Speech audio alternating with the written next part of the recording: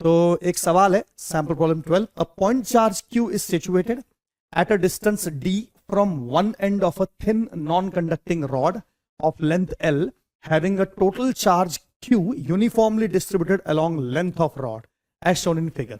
Find the magnitude of electric force between the two. तो figure में यहां draw कर देता हूं, इस प्रकार से फिगर है, देखिए हमारे पास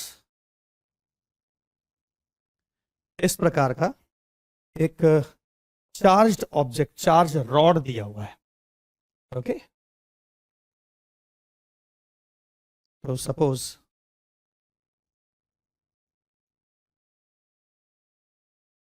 ऐसा हमारे पास एक चार्ज रॉड दिया है.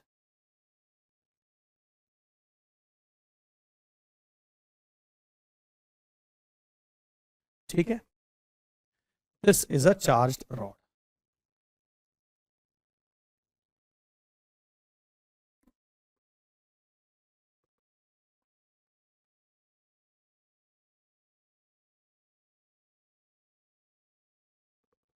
और इस पर लेट्स से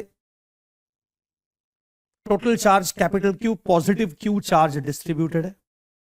तो इसकी लेंथ पर, एंटायर लेंथ पर पॉजिटिव Q चार्ज का डिस्ट्रीब्यूशन है. ओके, इस प्रकार से इस पर चार्ज डिस्ट्रीब्यूटेड है, पॉजिटिव Q पूरी इसकी लेंथ के ऊपर.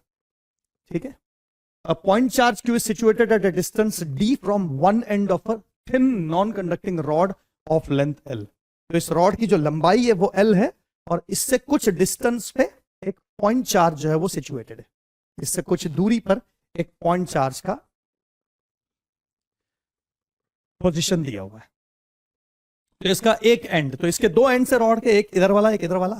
तो इस एंड से सपोज यहां इस जगह पर, यहां पर एक पॉइंट चार्ज Q चार्ज जो है वो यहां सिचुएटेड है. ठीक है, ये पॉइंट चार्ज है. Get the idea. ठीक है, तो इस प्रकार की सिचुएशन हमको दी हुई है.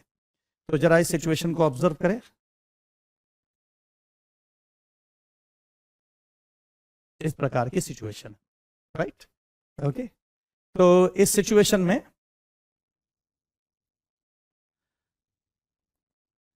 ये डिस्टेंस D, पॉइंट चार्ज का डिस्टेंस रॉड के एक सिरे से दिया हुआ है और इसके अलावा ये लेंथ ऑफ रॉड दी हुई है, ये L, ये लेंथ ऑफ रॉड हमें दी हुई है. ओके, अब यहां पर एक ऑब्जेक्ट जो है वो शेप वाला ऑब्जेक्ट आ गया, राइट. तो अब इस शेप वाले ऑब्जेक्ट के लिए हम डायरेक्टली कूलम्स लॉ वैसे यूज नहीं कर पाएंगे जैसे 1/4πε0 Q1 Q2/r². ऐसे हम इसको डायरेक्टली यूज नहीं कर सकते, है ना. और हमें निकालना है इन दोनों के बीच का फोर्स. ये पॉजिटिव चार्ज है, ये भी पॉजिटिव चार्ज है, तो दोनों एक दूसरे को रिपेल करेंगे, ये तो तय बात है. लेकिन हम डायरेक्टली फोर्स ऐसे डिफाइन नहीं कर सकते जैसे हमने पहले 1/4πε0 Q1 Q2/r² यूज कर लिया, वैसे हम सीधे यूज नहीं कर सकते. अब इसमें क्या करना पड़ेगा, तो यही यहां पर लिखा हुआ है नोट में. In case of applying Coulomb's law to charged objects, it should be kept in mind that this formula is only used in case of point charges. To apply Coulomb's law to objects of shape and size, we use methods of integration. अब ये जो methods of integration है, ये आपकी सुविधा के लिए, आपको आसान हो जाए इसके लिए मैं 4-5 स्टेप्स में बांट देता हूं. ठीक है, तो जब ये स्टेप्स धीरे धीरे प्रैक्टिस से आपके दिमाग में पक्की हो जाएंगी तो आपको लगेगा कि अच्छा, हर बार इसी प्रकार की तो सिचुएशन हमको लेकर चलनी. तो एक पैटर्न आपके दिमाग में आ जाएगा, तो फिर आपको पूरी स्टेप्स लिख के करने की जरूरत नहीं पड़ेगी. सारी स्टेप्स आपके मन में हो जाएंगे और सीधे मैथमेटिकल कैलकुलेशन करके, इंटीग्रेशन करके आंसर आ जाएगा. लेकिन वो जब तक प्रैक्टिस नहीं होती तब तक आपको स्टेप बाय स्टेप तोड़कर समझना पड़ेगा. ये स्टेप्स किताबों में लिखी हुई नहीं मिलेंगी आपको. किताब में, एनसीईआरटी में, किसी भी दूसरी किताब में डायरेक्टली लास्ट स्टेप दी हुई होती कि ये ऐसा है. तो कई बार फिर बच्चे कंफ्यूज हो जाते हैं कि ये ऐसा आया कहां से, कैसे आया. तो अगर ये स्टेप बाय स्टेप हम इसको यूटिलाइज करेंगे, तो मैंने इसको 4-5 स्टेप्स में तोड़ दिया है. तो आप हर सवाल देखेंगे, जब भी इंटीग्रेशन का बेस्ड ऐसा सवाल आएगा तो मैं इसे 4-5 स्टेप्स लगा के उसको सॉल्व करता हूं. तो धीरे धीरे प्रैक्टिस हो जाएगी आपकी, तो आप भी स्वयं अपने दिमाग से सोचने लग जाएंगे. सारी स्टेप्स एक्चुअली मन में सोचने वाली है, कोई रिटर्न डाउन नहीं है. लेकिन जब तक शुरुआत में प्रैक्टिस नहीं होती तब तक मैं लिख लिख के बता रहा हूं। फिर अगर एक बार प्रैक्टिस हो जाए तो फिर आप मेरे जैसे, मैं भी जैसे सॉल्व करता हूं, मेरे को कोई क्वेश्चन सॉल्व करना है इंटीग्रेशन बेस्ड, तो फिर मैं बाकी सारी स्टेप्स अपने मन में सोच लेता हूं और सीधे जो मैथमेटिकल कैलकुलेशन वाला स्टेप है उस फाइनल स्टेप से कैलकुलेशन करके आंसर निकाले। आप भी ऐसा कर सकते हैं, लेकिन जब तक प्रैक्टिस नहीं होती तब तक आप स्टेप बाय स्टेप लिख लिख कर करें। ओके, तो देखिए इसको कैसे सॉल्व करना है। तो इस क्वेश्चन को सॉल्व करने के लिए हम क्या करते हैं, हम अज्यूम कर लेते हैं कि ये जो हमारा रॉड है, ये रॉड छोटे छोटे पीसेस से मिलकर बना हुआ है, इसके छोटे छोटे टुकड़े हैं, इसको छोटे छोटे छोटे छोटे पीसेस से मिलकर बना हुआ है, ऐसा अज्यूम कर लें। राइट, कैसे? जैसे मैं इसको ऐसे लिखूं तो ये इस प्रकार का रॉड है, ये इसके छोटे छोटे पीसेस हैं, ऐसे छोटे छोटे टुकड़े इसके बना लो, तो इस रॉड में ऐसे छोटे छोटे टुकड़े हैं, ऐसा अज्यूम कर लो कि रॉड में छोटे, तो कुछ चार्ज इस पे आ जाएगा, कुछ इस पे आ जाएगा, कुछ इस पे आ जाएगा, तो ऐसे चार्ज जो है वो ऐसे छोटे छोटे पीसेस में इसके टुकड़े अज्यूम कर लो, ऐसे कि छोटे छोटे पीसेस से मिलके ये पूरा रॉड बना हुआ है। और ये हर छोटा हिस्सा ये इतना छोटा है, ये इतना छोटा है, इसकी लेंथ इतनी छोटी है कि ये इतना माइन्यूट है कि ये जस्ट लाइक अ पॉइंट चार्ज, ऐसा अजम्पशन ले सकते हैं अपन। ये पूरा रॉड जो है वो छोटे छोटे छोटे छोटे पीसेस से मिलके बना हुआ है। राइट, ओके, ये तो मैंने आपको समझाने के लिए बनाया था, इसको मिटा देता हूं मैं।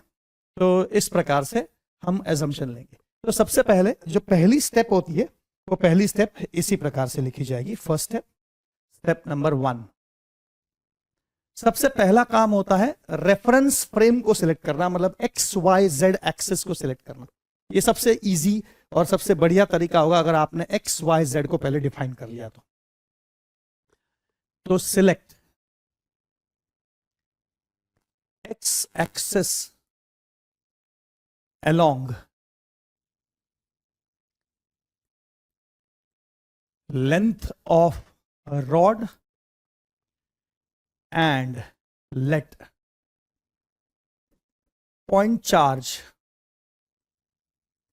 be at origin O 0,0।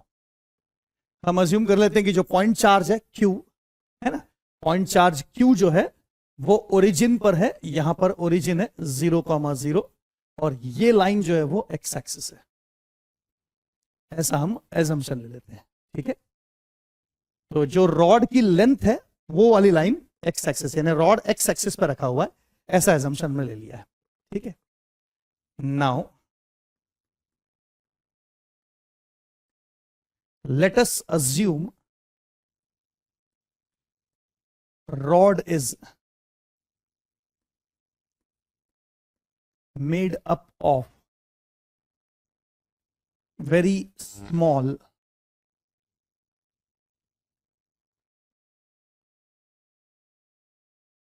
length elements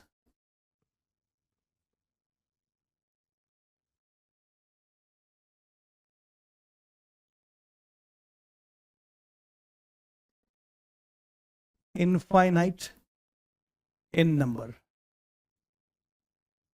तो इनफाइनाइट, बहुत सारे छोटे छोटे छोटे छोटे पीसेस, छोटे छोटे टुकड़े से मिलकर ये रॉड बना हुआ है, ऐसा हम अजम्पशन ले लेते हैं। हम अज्यूम कर लेते हैं कि एंटायर रॉड छोटे छोटे छोटे छोटे पीसेस से मिलकर बना हुआ, और ये पीसेस की संख्या कितनी है? इनफाइनाइट, बहुत सारे पीसेस है, ऐसे कई पीसेस हैं।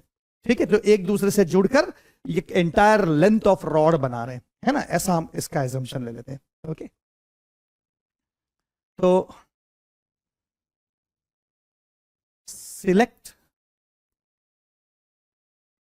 any one element of a rod at distance x from plus q and having small length dx। ध्यान रहे, जब आप पहले x डिफाइन करोगे तभी x के ऊपर इंक्रीज या इंक्रीमेंट dx डिफाइन कर पाओगे। बिना x सोचे कभी dx मत सोचना, बिना y सोचे कभी dy मत सोचना, बिना l सोचे कभी dl मत सोचना, राइट। एक फोरमोस्ट इंपॉर्टेंट चीज है ये। तो हम इस रॉड को छोटे छोटे छोटे छोटे बहुत सारे पीसेस में बटा हुआ है ऐसा अज्यूम कर लेंगे, और फिर हम कहेंगे कि इसमें से कोई एक छोटा पीस ले लो,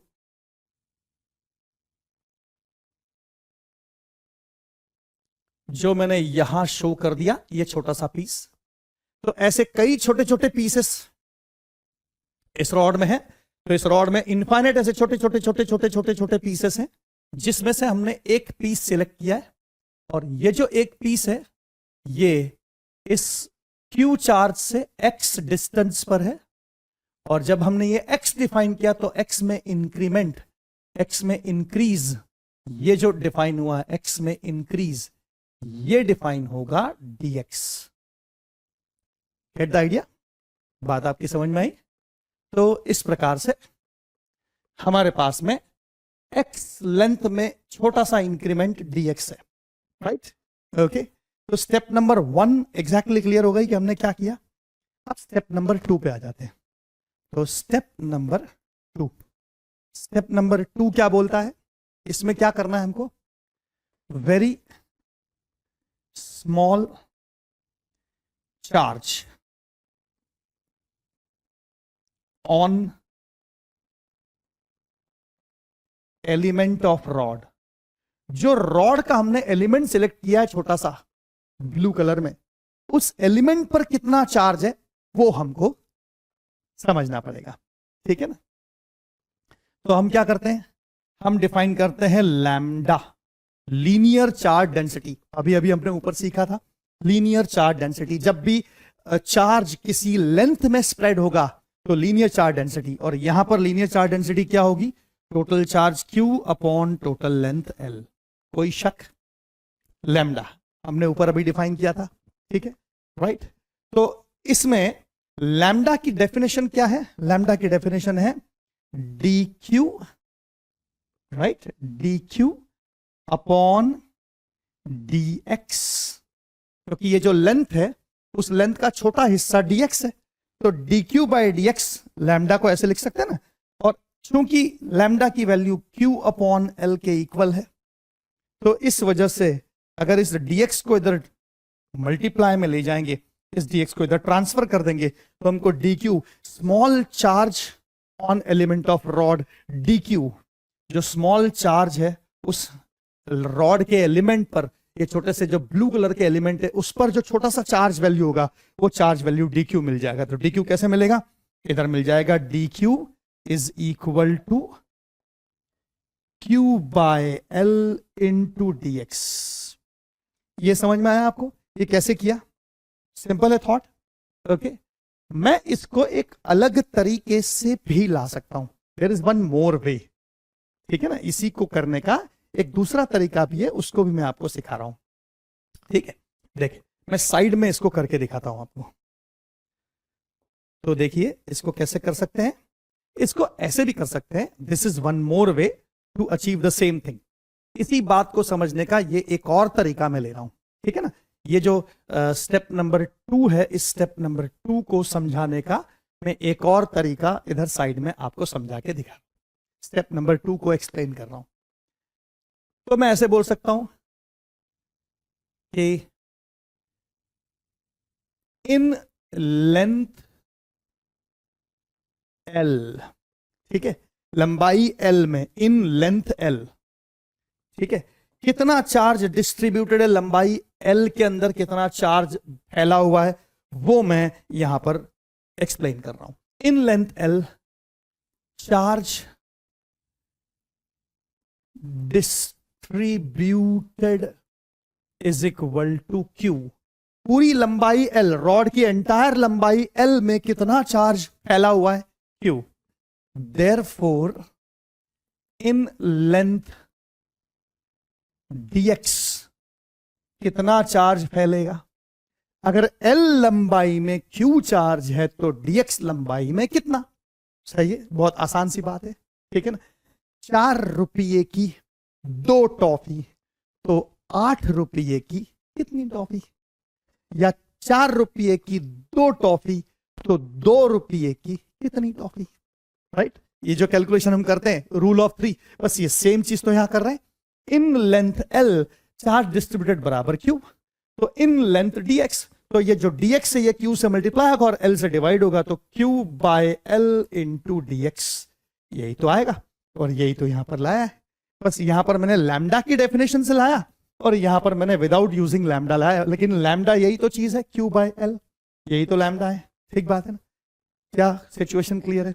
यहां पर मैंने जो यूज किया वो कॉन्सेप्ट यूज किया, क्या कॉन्सेप्ट यूज किया कि dq is equal to lambda into dx, right.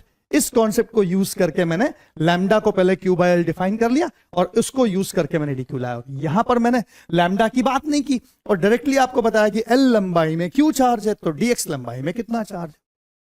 Clear है सिचुएशन, ध्यान में आ गई? ओके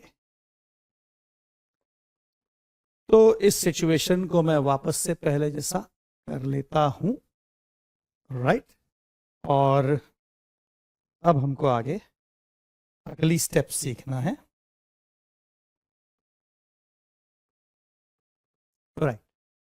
तो 2 स्टेप्स हमारी हो गई, हमने स्मॉल dq चार्ज को डिफाइन कर लिया, ठीक है ना।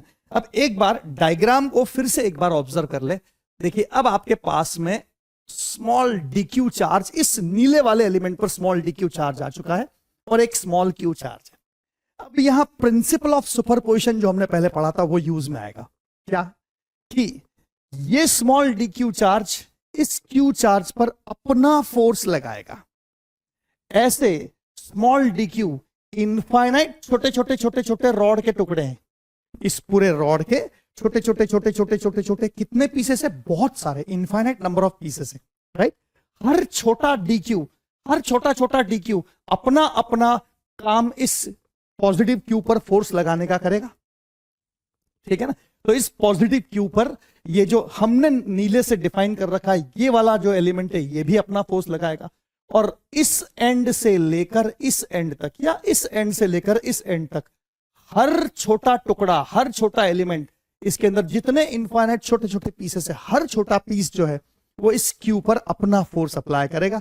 तो Q पे रिजल्टेंट फोर्स निकालना है, यही तो हमारा काम है।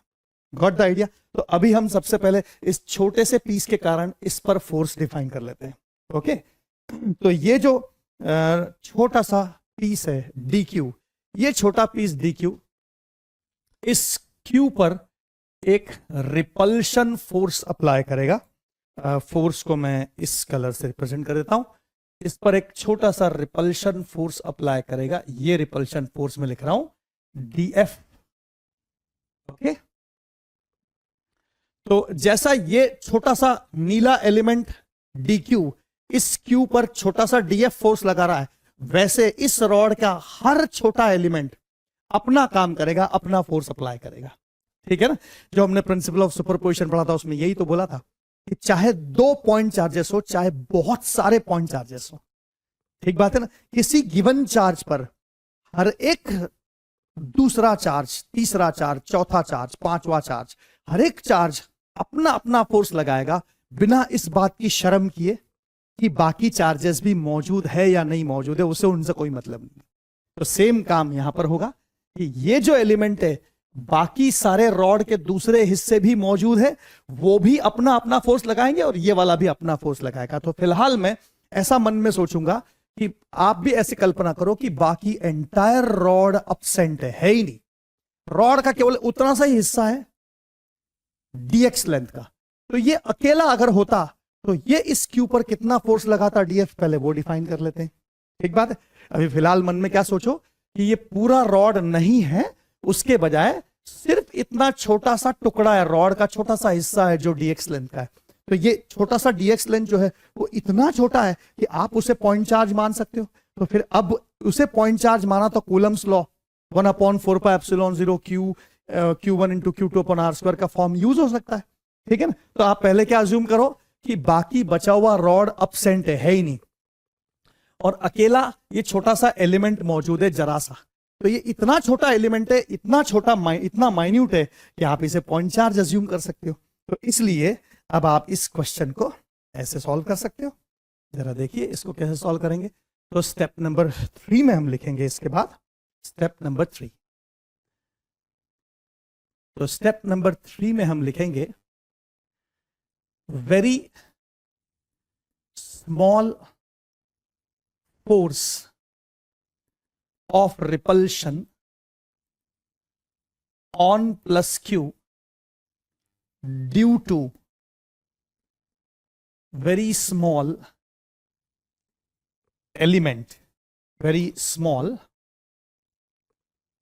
element of rod। जो छोटा सा एलिमेंट है वो कितना फोर्स लगाएगा, तो ये फोर्स मैं कूलम्स लॉ से लिख पाऊंगा 1/4πε0। एक तो है स्मॉल क्यू, एक है D Q divided by distance x का स्क्वायर, राइट। ठीक है, आप चेक कर सकते हैं डायग्राम में, तो आपको बात पकड़ में आ जाएगी। हमको इस चीज को लिखते समय क्या एजम्पशन, क्या बात दिमाग में लानी है, तो इसको लिखते समय आप अपने दिमाग में लाएंगे कि ये जो रॉड है ये छोटे छोटे पीसेस से मिलकर बना हुआ है, और अभी फिलहाल बाकी सारे पीसेस गायब कर दो। सोचो कि वो है ही नहीं, एग्जिस्ट ही नहीं करते। सिर्फ क्या एग्जिस्ट करता है, सिर्फ ये छोटा सा नीला वाला एलिमेंट एग्जिस्ट करता है, जरा सा पोर्शन एग्जिस्ट करता है, तो ये बाकी रॉड है ही नहीं, ऐसा सोच के चलो। तो फिर ये एक पॉइंट चार्ज क्यू हो गया, और ये जो डी क्यू है, ये डी क्यू भी पॉइंट चार्ज की तरह हो गया। तो दो पॉइंट चार्जेस हो गए ना, तो इन दोनों पॉइंट चार्जेस के बीच में तो हम कूलम्स लॉ बहुत इजी वे में अप्लाई कर सकते हैं। तो यहां पर हम कूलम्स लॉ को अप्लाई कर रहे हैं, तो इस प्रकार से यहां पर कूलम्स लॉ आ जाएगा, और ये कूलम्स लॉ हम इस प्रकार से डिफाइन कर देंगे जैसा हमने यहां किया है, राइट। ये हमने कूलम्स लॉ डिफाइन कर दिया इस सिचुएशन। और अब हमें क्या करना है, अब हमें समझना है कि बाकी जो एलिमेंट्स है उनके फोर्सेस किस डायरेक्शन में है, क्योंकि फोर्स वेक्टर क्वांटिटी है ना, तो डायरेक्टली ऐड नहीं होंगे। अगर उनकी डायरेक्शंस अलग अलग है तो वेक्टर एडिशन का तरीका इस्तेमाल करना पड़ेगा। लेकिन जरा इस डायग्राम में आप देखें कि मैं ऐसा एलिमेंट इस सिरे पे लूं, रॉड के इस वाले कोने पर अगर मैं ऐसा एलिमेंट ले लूं नीला, तो उसकी वजह से भी रिपल्शन फोर्स डीएफ की डायरेक्शन में ही आएगा। मैं इस पूरे रॉड पर एलिमेंट किधर भी ले लूं, किसी भी जगह एलिमेंट ले लूं, यहां से लेकर यहां तक किसी भी पोजीशन पे मैं छोटा सा एलिमेंट ले लूं, तो उस रॉड के छोटे से हिस्से की वजह से क्यू पर जो फोर्स आएगा वो फोर्स इस राइट हैंड साइड डायरेक्शन का ही तो आएगा। यानी जितने रॉड के छोटे छोटे एलिमेंट्स है उन सब की वजह से फोर्स की डायरेक्शन तो सेम है, एक जैसे। तो डायरेक्टली ऐड किया जा सकता है, सबको सीधे सीधे ऐड कर सकते हैं अपन, ठीक है ना। तो इसलिए स्टेप नंबर 4 में मैं इस प्रकार से लिख रहा हूं, स्टेप नंबर 4। पहले स्टेप नंबर 4 लिख रहा हूं, step number 4, direction of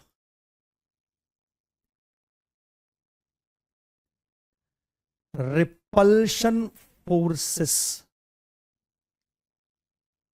due to every element of rod on plus q is same। एक बात है, तो इसलिए डायरेक्ट ऐड करेंगे, और इसलिए स्टेप नंबर 5 में सीधे नेट फोर्स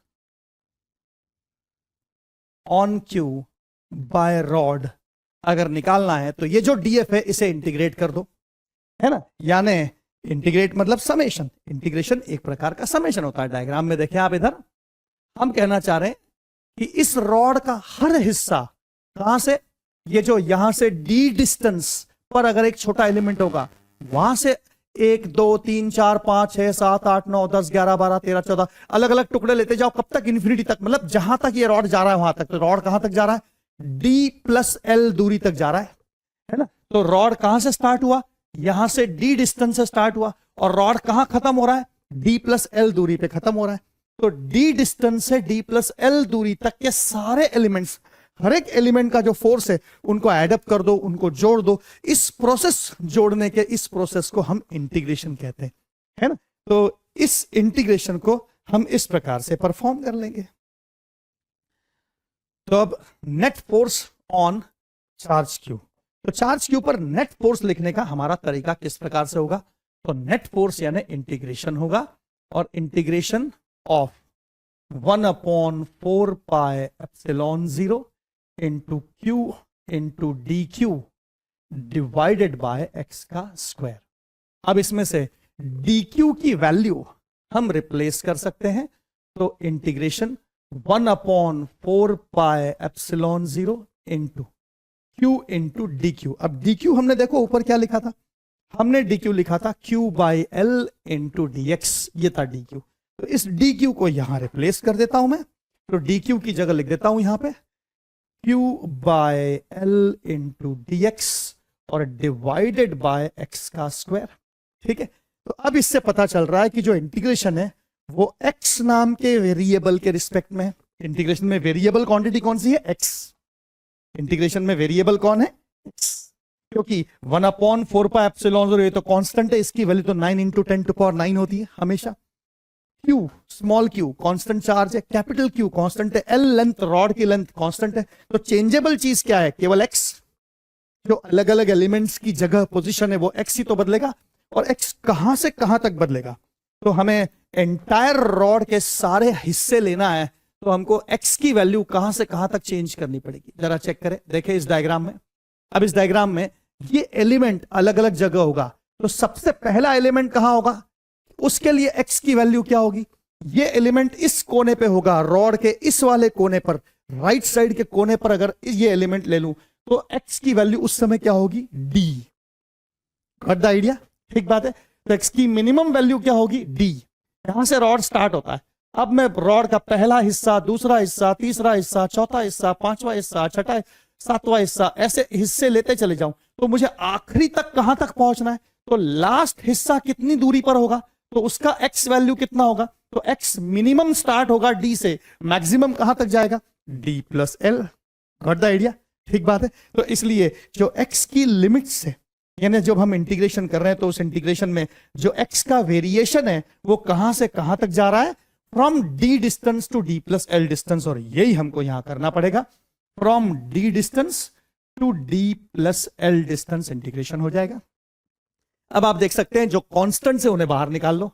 तो कांस्टेंट्स कौन कौन से हैं, 1/4πε0 कांस्टेंट है, small Q capital Q upon L constant है। अंदर इंटीग्रेशन बचता है, तो इंटीग्रेशन किस चीज का बचेगा, तो इंटीग्रेशन बचेगा x टू द पावर -2 का, x टू द पावर -2 का इंटीग्रेशन बचेगा विद इन लिमिट d से लेकर d प्लस एल तक।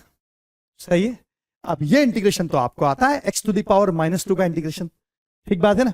जब x to the power n का इंटीग्रेशन करते हैं, integration of x to the power n, तो क्या लिखते हैं, x to the power n+1 upon n+1। सही है। और सिंपल इंटीग्रेशन करते हैं तो कांस्टेंट आता है, और सिंपल इंटीग्रेशन में ये लिमिट्स लगी है तो कांस्टेंट अपने आप ही कैंसिल होने वाला है, इसलिए कांस्टेंट नहीं लिखा तो भी चलता है। ठीक है ना, ये सब तो आपको अच्छी तरह से पता है, तो मैं वही यूटिलाइज कर रहा हूं।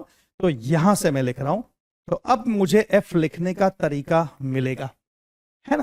तो 1/4πε0 small Q into capital Q divided by L, और वो इंटीग्रेशन होगा x to the power -2 + 1 upon -2 + 1, और इसमें लिमिट्स लगेंगी कहां से कहां तक, d से लेकर d प्लस एल तक।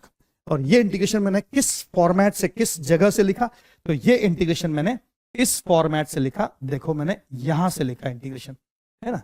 तो इंटीग्रेशन का फॉर्मूला जो मैंने यूज किया वो ये वाला इंटीग्रेशन का फॉर्मूला था, मैं यहां लिख देता हूं, integration of x to the power n with respect to x। ऐसा एक इंटीग्रेशन का फॉर्मूला होता है, right, integration of x to the power n। और इसका आंसर क्या होता है, इसका आंसर होता है x to the power n+1 divided by n+1, और प्लस कांस्टेंट आता है, लेकिन कांस्टेंट तब यूज करेंगे जब सिंपल इंटीग्रेशन हो, और जब लिमिट्स लगेगी तो क्या होगा, वो अपर लिमिट में से लोअर लिमिट सब्ट्रैक्ट होगी तो कांस्टेंट दोनों जगह आएगा, तो वो कैंसिल आउट हो जाएगा। तो इसलिए लिमिट्स लगी हो तो कांस्टेंट नहीं लिखा तो भी चलेगा, राइट, ओके। तो इसलिए इसको अब सॉल्व किया जा सकता है आगे। तो हम इसको इस प्रकार सॉल्व कर लेंगे, है ना। तो यही मैंने यूज किया, तो n की जगह यहां -2 था, तो इसलिए x to the power -2 + 1 upon -2 + 1, -2 + 1 करेंगे तो -1 आएगा, यानी ये 1/x हो जाएगा, और यहां -1 तो इसलिए माइनस साइन आ जाएगी। तो ये फॉर्मुलेशन कुछ इस प्रकार का होगा।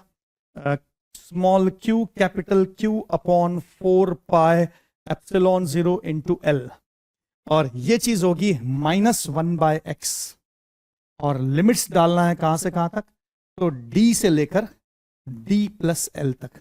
तो हमेशा पहले अपर लिमिट रखी जाती है, फिर माइनस का साइन बीच में, और फिर लोअर लिमिट। x की जगह पहले अपर लिमिट रखेंगे, फिर x की जगह लोअर लिमिट रखेंगे, और बीच में माइनस साइन, राइट।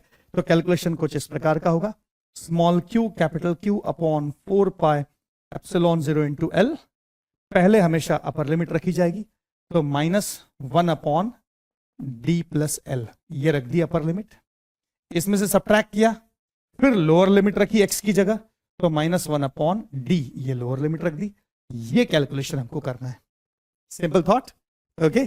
तो इस कैलकुलेशन को मैं इस प्रकार से साइड में करके दिखा रहा हूं आपको, ये कैलकुलेशन इस प्रकार से साइड में आपको करके दिखा रहा हूं इधर, ठीक है, इस तरफ मैं कैलकुलेशन करके दिखा रहा हूं आपको।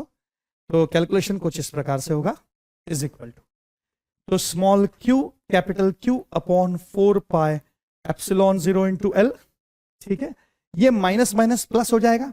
तो ये जो प्लस वाली टर्म है ये पहले लिख दो, तो 1/d पहले लिख दो, -1 अपॉन d प्लस एल बाद में लिखो। जो प्लस वाला ये माइनस माइनस प्लस, तो ये पहले लिख दो, और ये माइनस वाला ये बाद में लिखो।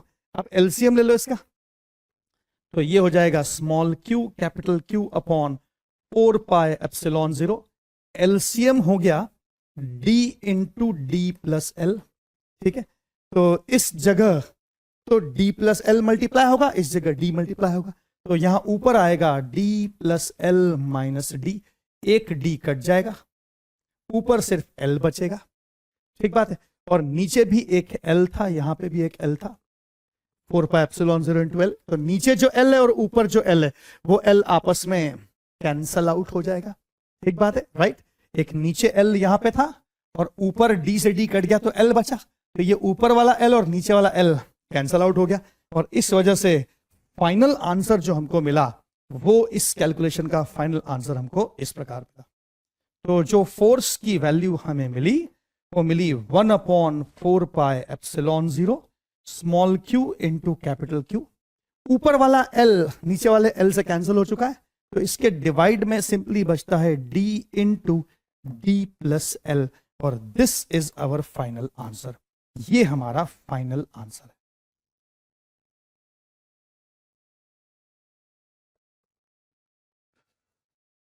ओके, ठीक बात है, क्लैरिटी है सिचुएशन में, राइट।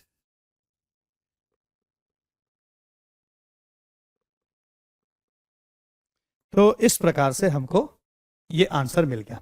तो कूलम्स लॉ यूज हुआ, ऐसा नहीं कि यूज नहीं हुआ, कूलम्स लॉ तो डेफिनेटली यूज हुआ, लेकिन डायरेक्टली यूज नहीं हुआ, पहले इंटीग्रेशन के कॉन्सेप्ट लाने पड़े। अब देखिए एग्जामिनेशन में अगर ऐसा सवाल आता है तो आपकी इतनी प्रैक्टिस हो जानी चाहिए कि आप सीधे डायरेक्टली इस स्टेप 5 का स्टेटमेंट लिख सको, क्योंकि आप खुद ही सोच के देखिए, देखिए इधर स्टेप नंबर 1, अगर आपकी प्रैक्टिस अच्छी है तो आप दिए हुए डायग्राम में सिंपली इमेजिनेशन से मन में सोच लेंगे कि अच्छा एक एक्स एक्सिस लेना है, एक ओरिजिन सिलेक्ट करना है ना, और रॉड को बहुत सारे छोटे छोटे छोटे छोटे सब पार्ट्स में बटा हुआ मान लेना है, उसमें से एक एलिमेंट लेना है जो एक्स डिस्टेंस पर है और उसकी लेंथ जो है वो dx। क्या ये सब आपके मन में नहीं हो सकता?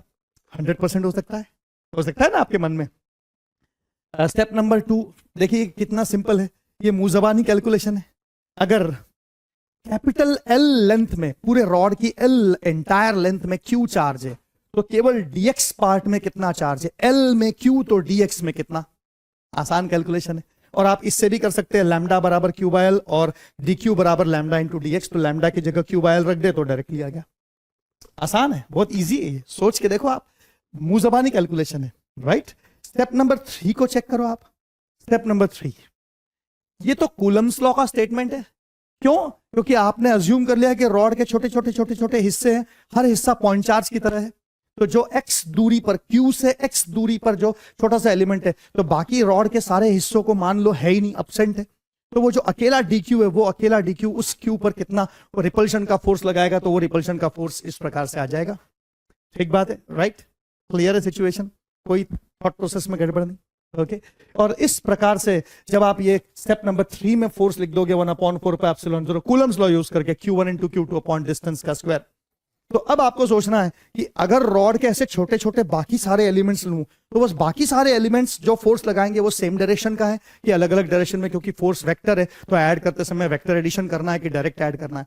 तो अभी इस केस में तो रॉड का हर हिस्सा जो है वो उस क्यू पर सेम डायरेक्शन का फोर्स लगाएगा, तो सीधे ऐड कर दो, तो डायरेक्ट ऐड कर दो तो डायरेक्ट। अब देखो आप 4 स्टेप्स आपके मन में डेफिनेटली हो सकती है ना, और सीधे 5वें स्टेप से लिख के आप कैलकुलेशन करके फाइनल आंसर तक पहुंच सकते हो। एग्जामिनेशन आपसे ये प्रैक्टिस मांग रहा है, आपकी एग्जाम आपसे ये प्रैक्टिस मांग रही है कि आप ये चारों स्टेप्स आपके मन में सोच लो, और हर किताब में एनसीईआरटी में और बाकी सारी किताब में सीधे स्टेप नंबर 5 से लिखा हुआ मिलता है, और फिर बच्चा कंफ्यूज हो जाता है, अरे ये सब कहां से आ गया। तो मैंने उसको छोटे छोटे सब पार्ट्स में डाल दिया। तो अब अगर ऐसी स्टेप्स आपके दिमाग में हर बार चले तो चाहे किसी भी टाइप का सवाल हो, आपको ये स्टेप्स यूटिलाइज करनी है, और प्रैक्टिस से धीरे धीरे आप उस लेवल पे पहुंच सकते हो कि डायरेक्टली क्वेश्चन सॉल्व कर सको। प्रैक्टिस लेकिन लगेगी, राइट? तो प्रैक्टिस करोगे तो वो 4 स्टेप्स आपके मन में होने लग जाएंगे। ओके बच्चों, ठीक है। अब एक सवाल मैं एज ए होमवर्क आपको दे रहा हूं इस लेक्चर का होमवर्क के रूप में, कि आप खुद प्रैक्टिस करें इस सवाल को, और आप जब प्रैक्टिस कर लेंगे तो अपन इसको डिस्कस कर लेंगे अगले लेक्चर में, ठीक है ना। तो जरा इस क्वेश्चन को आप लोग सब एक बार नोट डाउन कर ले, और इसको आपको अटैक करना है, ठीक है। तो अगले लेक्चर की शुरुआत अपन यहां से करने वाले हैं। ओके, तो सैंपल प्रॉब्लम 13 अगला सवाल है, अ थिन यूनिफॉर्म वायर, एक यूनिफॉर्म वायर है, ठीक है। तो इस प्रकार से आपके पास एक थिन यूनिफॉर्म वायर है, और इस वायर पर चार्ज है, इस वायर के ऊपर इस प्रकार से चार्ज दिया हुआ है, वायर पे चार्ज डिस्ट्रीब्यूटेड है।